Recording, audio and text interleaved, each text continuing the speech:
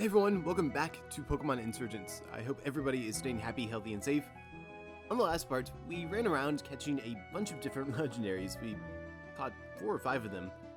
I think it was actually 4. And on this part, we're finally going to be returning to the Holland region, and we're going to be doing some stuff there. So I figured it's been a while, we're just going to go ahead and go to the Holland region naturally. So we're going to go there by train. There really isn't any other way to do so. But I also wanted to showcase how you actually get there. If you're unfamiliar with that, then you need to make sure that you've done the side quest with the scientist in Coral Town. And after that, you should be able to take a train in Suntouch City to get here. It's really, really nice to have this done immediately though, because as you can see here, we have the professor in one of the professors. I actually don't remember what her name was. And she sells some really, really unique Pokeballs, such as the Snorball, the Delta Ball, the Shiny Ball, and the Ancient Ball. The reason I am so poor right now is because I spent most of my money on Delta Balls because we are going to be capturing a lot of Delta Pokemon in this part. So starting off here in the Holland region, I'm going to drop a save right here, and we're going to be talking to the Pika Taxi guy. So we can't really use him yet to fly to different areas in the Holland region, but we can soar the skies, and there's a couple of Pokemon that I want to find in the skies here. So this first one, wow, I actually found it that early. Okay. I did not expect this. The first one, and actually the only one, is going to be the Delta Wailmer. I really, really like this Pokemon. I can't really say that the Delta Wailmer is that amazing of a Pokemon, but I love it. The concept of Sky Whales is actually kind of common. I think there's a ton of different media that have sky and space whales out there. So it's a really common concept. It's an ice and flying type. It's okay. It's a Delta species discovered by Echo III. Currently, it is still unknown how this Pokemon manages to keep itself in the air despite its weight. I mean, how do you think it uses bounds? But besides that, there is one other Pokemon that we can get by soaring. It's not actually in the sky, but we do have to soar to get to it. So I want to be flying sort of towards the northwestern area here, and there's an area called the Lost Pond. And I think I'm trying to find the click zone for it. There we go. So in the Lost Pond, we'll have a couple of citrus berries scattered about, but that's not why we're here. We are here for a very, very special Pokemon, which is right over here. The Delta Amora. So this is a really, really cool Pokemon. I like this one as well too. It looks like a very tropical Lapras, almost. I like it a lot. This thing has an ability called Phototroph, and it is the hidden ability, actually. But it's basically free leftovers, which is doubled if you have harsh sunlight, but if you have something such as heavy rain or if the sky is dark from the new moon field, it's negated completely. So this is a Delta species discovered by Steds42. This Pokemon floats around unnoticed in the ocean until it comes into contact with humans and greets them. I think the original Pokedex reading for Amora is actually, I think it mentions it being very, very friendly. So I like that. But Delta Amora and Delta Auroras, which is its evolution, are pretty good Pokemon. They're very bulky. It is a water grass type, so it's pretty bulky. It's pretty strong. I like it a lot. And then, of course, we did have that Delta Wailmer, which Delta Wailord, it's a weird Pokemon. Really, really is. And you know what? Actually, I will talk to you as soon as I land, because I think I kind of got lost. Alright, that is much, much better. But Delta Wailord, I believe it has Refrigerate as well as Snow Warning for abilities. It's pretty cool. I don't know if it would be my weather setter of choice, but Refrigerate boosted Hyper Voices or Returns, that's actually pretty decent. So you can go in the PC here. Hopefully I'll find a use for you later. And I actually have a couple of Pokemon that I want to grab for this next section. So I'm going to go ahead and grab this Carbink. This Carbink has Moonblast, which is something that you're going to want if you want to grab one of the Delta Pokemon that we're going to be grabbing in this next part. We are finally going to be heading into the Holland Grasslands. The Holland Grasslands are pretty cool. There's a lot of different items that we can grab, as well as 4 different Delta Pokemon. And if we're being completely honest, I think every major area of Holland, at least in between towns and whatnot, has a bunch of different Deltas that you can grab, at least 4. Also, over here, there is the Pincerite. Like, a Pinsir is pretty good. It's a shame, but we're only going to be using Deltas. So, the first spot of notice right here is going to be this log, and if you talk to the log, it will mention that the tree trunk seems to be in perfect view of the moon at night. So what we want to do is we actually want to change our clocks so that we are playing at night. So if we change our clocks to night and talk to the tree stump, we'll have the option to fill the stump with the power of the moon if we have a Pokemon in our party that knows the move Moonlight or Moonblast. So I already had Venusaur right here, but if you need a Pokemon, I highly recommend Carbink right here. Carbink can be found knowing the move Moonblast at a 20% encounter rate in the Crystal Caves, which is accessed in Infiltrate City. If you want another Pokemon, there's also Gardevoir, which is in the Nexa border in the grass there. It's a 10% encounter. There's also something special about this Delta that we're going to encounter though. If you encounter this Delta on the night of a full moon, it will have 6 perfect IVs. So again, you can manipulate that by changing the clock and changing your date on your PC. So I've changed those. And if you want to know the night of a full moon, you just kind of Google it. You will find a full chart for that. The nearest date for that right now is going to be February 27th. So I'm going to go ahead and fill the stump with the power of the moon using Moonblast. And it's a Delta Carablast. It's actually pretty cute. I actually like its evolution a lot as well. It's a very strong Pokemon. Mono Fairy is a really good typing. Besides this thing has 6 perfect IVs. It's a Delta species discovered by Bradley in a box. For unknown reasons, this Pokemon is extremely friendly towards Shelmet, which is interesting. I think it also has Simple as a hidden ability, so you could get to +4 in a single sword stance, and we're gonna go ahead and head back here to check out that Carablast. I want to show off the 6 IVs. So again, I chose to capture this on what is considered to be a night of the full moon.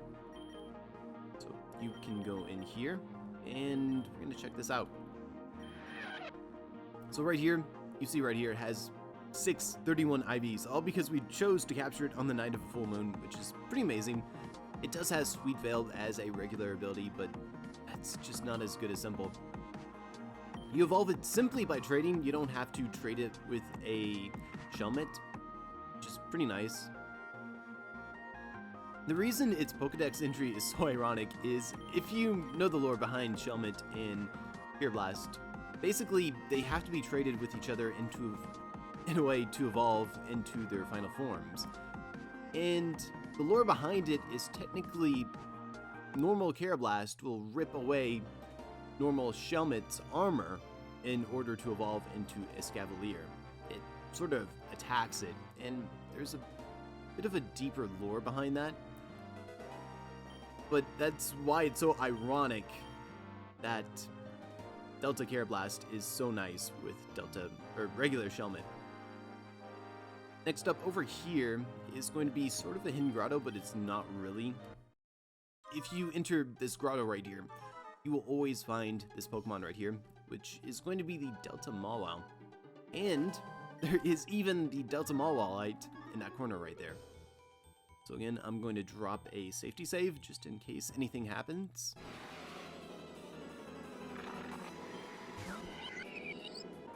Delta Malwa is a bit of a weird Pokemon. In its regular form, it probably isn't worth using that much. It doesn't have that good of a base stat total, and its stats are really weirdly distributed. It is a grass and it's a dark type, which means it finally gets stab on Sucker Punch, which is pretty good, since it is incredibly slow. In its Mega form, it's going to have the ability Arena Trap, which isn't too amazing for a playthrough.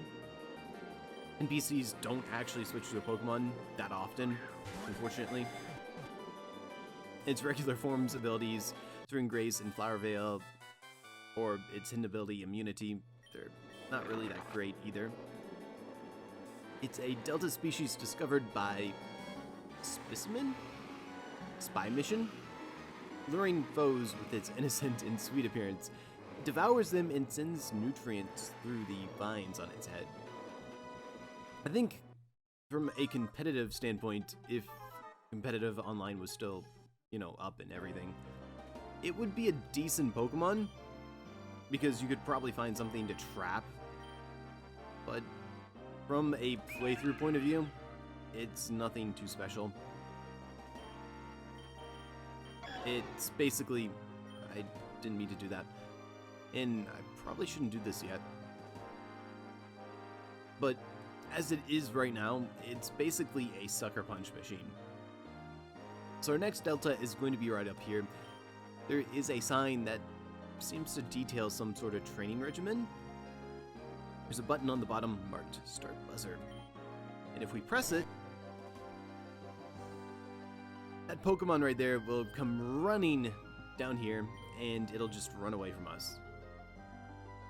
So the obvious thing to do here is to hard swap this statue in its way. Unfortunately, you can't just swap it into this line or these tiles. And I guess I let my repel run out. But unfortunately, you can't just hard swap it into these tiles right here. You have to actually hard swap it within view. Which is fine, it's not that big of a deal. So I think that's going to be good enough. So if we start the buzzer this time, the Pokemon will actually get trapped behind the hard swap statue. I kind of wish it would actually come out and attack you. Because, I mean, imagine this. It starts running, and it runs into a hard swap statue. It's gonna hurt. It should be angry. So this is the Delta Trico. In its first two forms, as a Trico and a Grovyle, it's a normal and fighting type. In its final form, as a Sceptile, it's actually going to be a dragon and fighting type. It's a bit of a weird Pokemon. I'm not too fond of it. I think the thing that lets you down the most is the fact that it doesn't get Swords Dance like your regular Sceptile does. It's a Delta species discovered by 16 Draws. It takes up residence within dojos where it trains against humans and Pokemon alike.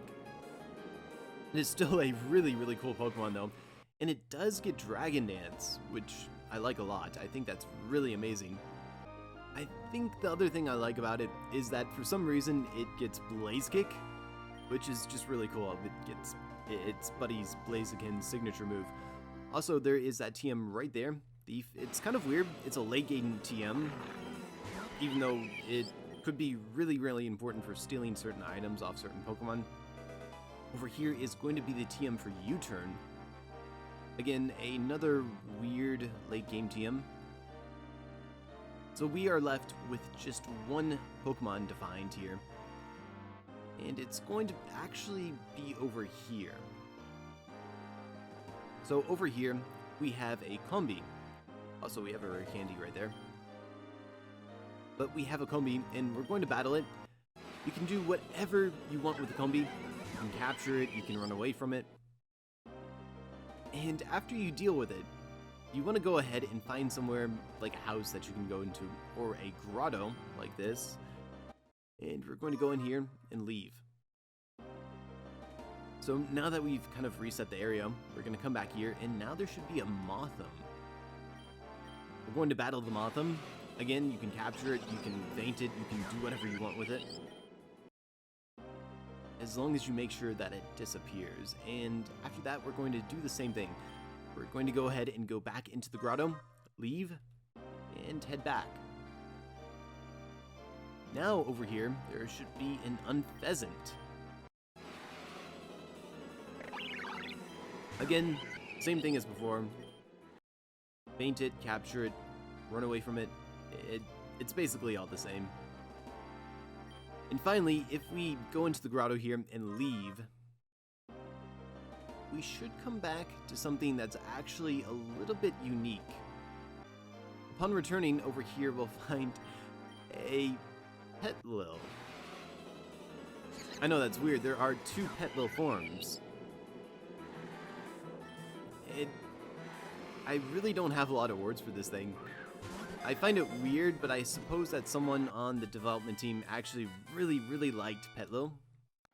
So, it got two Delta forms. This is going to be the Fairy and Flying version. It's a Delta species discovered by Shadows of Me. It gracefully descends upon weary travelers, restoring their morale and energy in the process. It's actually a pretty decent Pokemon though. Unfortunately, it does not get Quiver Dance like its original form. In fact, it doesn't even get Tail Glow like this form, which is kind of sad. However, it does get Calm Mind, and it does have a very good move pool. I believe it has Hurricane, but you have to keep it as a Petlil until level 46 for that, and it also has Moonblast, as well as things like Aura Spear, and I think it's Heat Wave? Either way, this is going to be it for the Holland Grasslands, for now. So, here we are in Settlement Oscar. Good to see you again, Icy.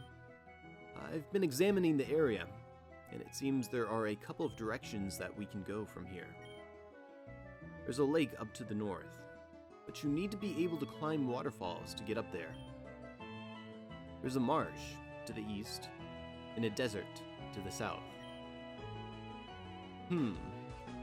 Why don't you take the desert, and I'll take the marsh? Afterwards, we can regroup and double check to make sure we haven't missed anything. The desert's just south of here. Good luck. Alright, as appealing as that might be to some, we're not gonna do that. In fact, first off, we're going to explore here just a little bit. So if this guy mentions an odd-colored Tangela, actually, I don't think there's anything in that house. I do know that right here we have a hiker that needs a little bit of help, though. Hey, this is an awkward question, but do you think you could help me out with something? Cheers. I really appreciate it. I've, lost a few things. A whole bunch of embarrassing stuff. The last I remember, seeing it was near a big old red rock, but I can't remember where. It wasn't too far off from Oscar, though. Please keep an eye out for it. Alright, well, I happen to know exactly where it is, so this is going to be the last thing that we actually come back here to the Grasslands for. So, right near this red rock here, I believe it should be right there. Keep in mind that it is a hidden item, but it only appears after you talk to that cruddy man. I actually forgot the name for them. Black Belt. There we go. Hey, yo, what are you doing? That bag? Please don't look in my bag of embarrassing stuff. That would be mine. Thanks for finding it for me. Listen, why don't I give you a reward? I should make it worth your while. Here you are. Enjoy. So he'll actually give us the Scissorite, which, again, a pretty decent Megastone, honestly. Mega Scizor is one of those Pokemon that doesn't really do anything that its normal form doesn't already do, but it does have the increased base stats. Over here in this house, we'll talk to this man, and he's a bit too old for the research, but he'll help us out by giving us a full restore. Also down here, we have this really interesting person. He will give us a rare item, but first we gotta show them our hairstyle. They love crazy hairstyles. I love that famous guy in Torin, you know, the evil one. Hair. Ugh, that's a bit creepy. But if we transform into Zenith, which we can, he will be absolutely happy with us. And he will give us the Delta Giraffic. I don't know how to say that actually. I don't know why they added that in front of it. It's the Delta Giraffrig-ite, basically. So that's pretty cool, and it makes Delta Giraffrig a bit more usable. I'm going to go ahead and go into my PC. I need to grab a certain Pokemon from here. So, Malwa, you can go in here, you can chill out for a little bit. I'm going to be grabbing the Stunky. So over here, we have this man, and he's interested in trading Pokemon. He seems to have what could be a Delta Pneumo. It looks a bit poisony.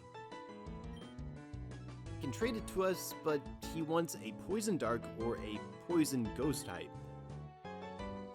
So for the record, there's only four Pokemon lines that actually fit this description. You have Jingar, which if you go into the desert and go into the Holland Pyramid, you should be able to find those. You have Skuntank line, or the Skuntank line, and I believe you also have Drapion. And of course, you also have the Delta Volcarona line, but you don't have access to that yet, and even then, why would you trade that unless you've bred it? So, what I did ahead of time is I actually went to the old Vipek dump and I caught myself a Stunky.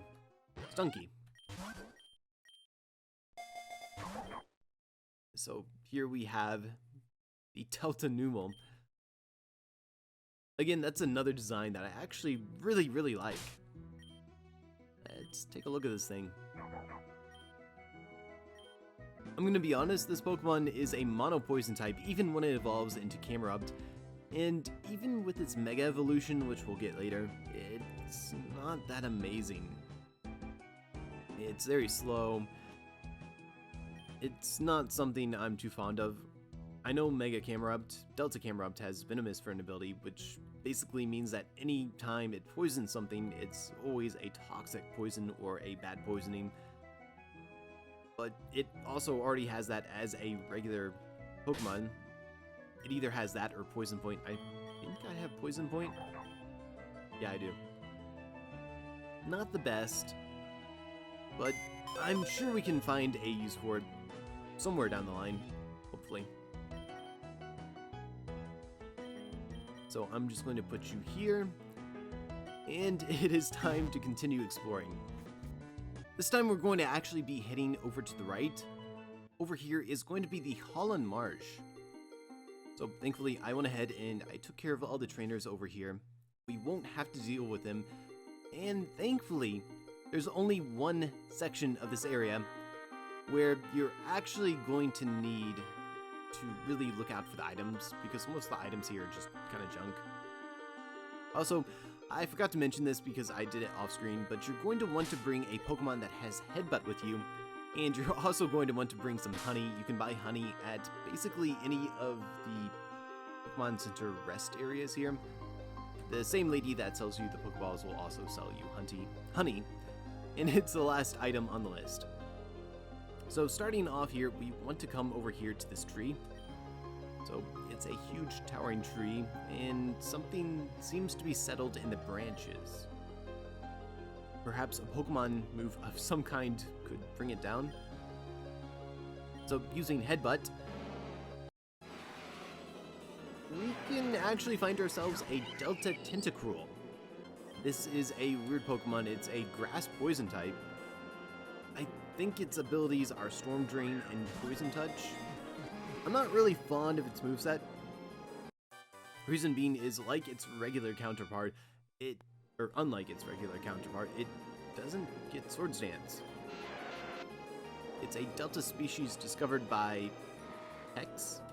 Those grabbed by its tentacles are slowly drained of their strength while succumbing to its poison. Pretty cool. I still actually really like it, but I think it would be such a good Pokemon if it had Swords Dance. So our next stop is going to be up here, and we're going to be over here at this flower patch, and we want to spread honey on the flowers that are sort of in the northeastern area here. And we're going to be leaving that and re-entering the area. I went ahead and I left the marsh and I re-entered it from Settlement Oscar, of course, and once we come back after setting the honey up there, we will find this thing waiting for us.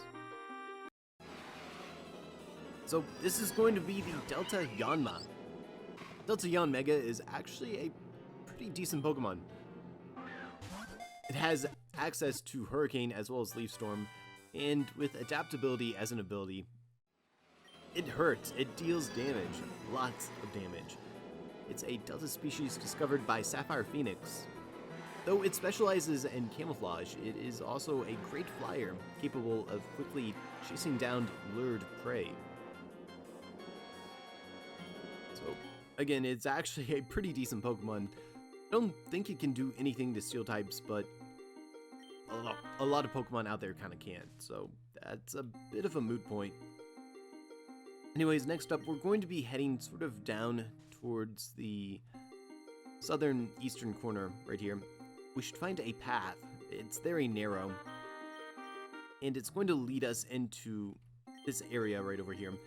And eventually we'll find a small island surrounded by water with this on it.